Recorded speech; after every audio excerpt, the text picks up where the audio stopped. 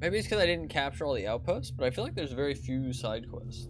And the side quests are very short and like kind of uninspired. There's like little bits to them, but not much. I think that I always say this, but like games like this like live or die by like how engaging the side content is. Like if it's something that you feel like you want to skip, then it's not good, right? It has to be something that you, like if you come across it or if it's in your way, you feel like doing it. You know what I mean? And this stuff isn't that bad, but you also want like some side activities. I've played a lot of like open world games for the last year, and I feel like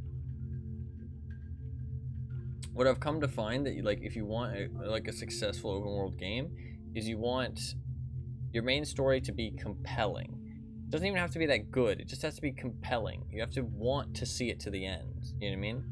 You have to enjoy what's happening regardless if it's good storytelling or not. You know what I mean? You want to see it to the end and, you know, see more of it, whatever it may be.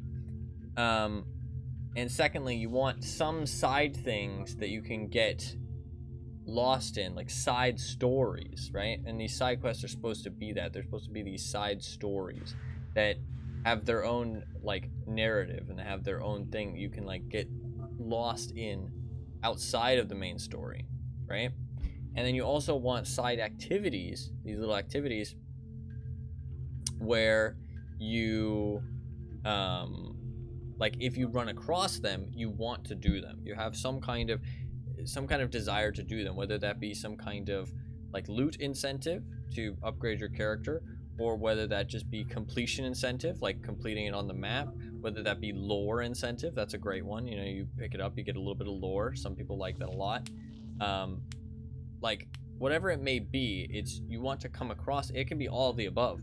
You want to come across these things. You're like, oh, I want to grab that while I'm here. Oh, I want to do that activity while I'm here. And a big part of that is it not being instanced as well, because as soon as it's instanced and you've got these load screens, you take you out of the immersion. It makes you less incentivized to engage with these things because it's more of a step. You know what I mean? And it's actually a big thing with human nature is as soon as you add an extra step to something, regardless if people want to do it more, like let's say you add an extra step to doing something, regardless if it gets better, less people are going to do it because it takes that extra oomph to actually do it now. So when you make something instance, when you make something like have load screens, less people are going to interact with it, and that is a bad thing for open world games. And the last thing that I think an open world game really like needs, in my opinion, to be a great open world game is some kind of progression from doing these side things, some kind of progression from like something you can do on the side that you see in the rest of the content you're doing. So like paint jobs on your cars, clothing for your character, better stats, you know, better weapons, better like, you know, like storage space, whatever it may be, right? Like new skills, new spells, you know, whatever it may be. More health. You need to be able to see that impact in the other things that you do, because it makes you feel like everything you're doing is like one collective experience. You know what I mean? One collective growth of your character and of the story and of your self as you play through the game.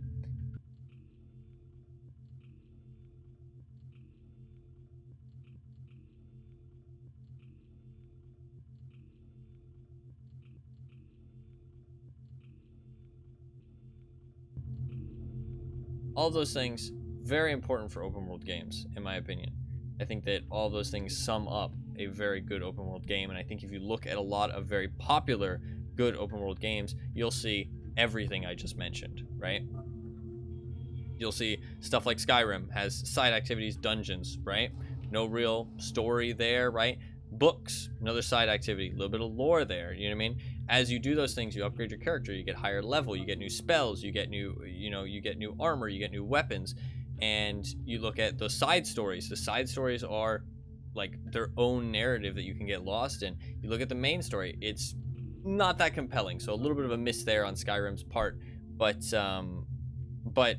it's still like the main thing, you know what I mean, that you are a dragonborn and you want to see where that kind of leads. But there is a reason that most people don't do the Skyrim quest. One, because there's a lot of other side content to get lost in, but two, because it's not the most compelling thing in the world. But you get my point, right? Like that, a lot of the things that I said are there, and that's part of the reason why it's like one of the greatest open world games of all time. Regardless if you love it or hate it, you have to admit that fact. Like, but I think there's a lot of other good examples if you look at other open world games that they have all of those things in some capacity to make them successful and make them as good as they are. But just my 2 cents on open world games overall. And what I think makes them good. And what is important to have in them for them to be fun, enjoyable, successful, all the above. If you enjoyed the video, make sure you subscribe to the channel so you don't miss any future videos I post. You can also check out my Twitch channel at twitch.tv/gamertie108 where I stream every day starting at roughly 4 AM EST.